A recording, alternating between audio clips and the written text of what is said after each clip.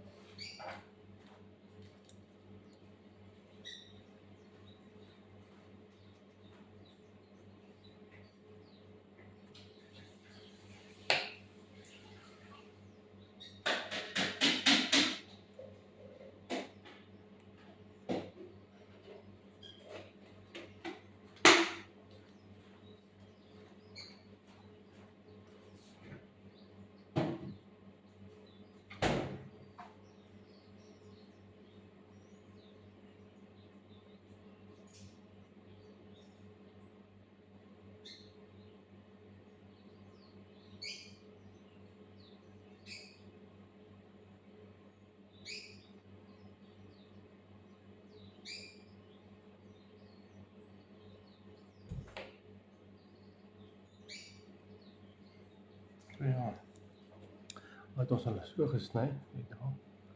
Ons sien hy so 'n bietjie opgesny. Dan gaan ons hulle elke enetjie uitsny sodat ons dit net die bytjie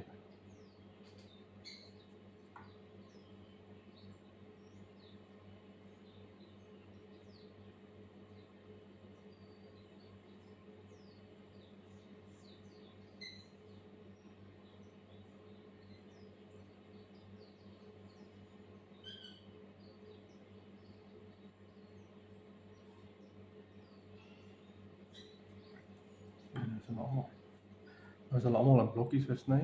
So dan kan ek hulle net een afval. Ek het hulle in die grond kry. So daar is die eerste een.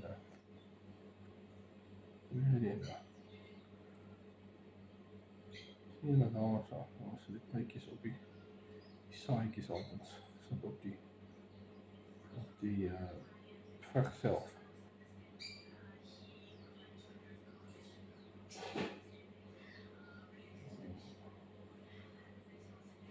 So is 'n bietjie vinniger gedoen. Kyk, hy gaan gou almal uithaal. Dan sal hy weer aansit. Nou ja, en toe julle, daar is hulle nou.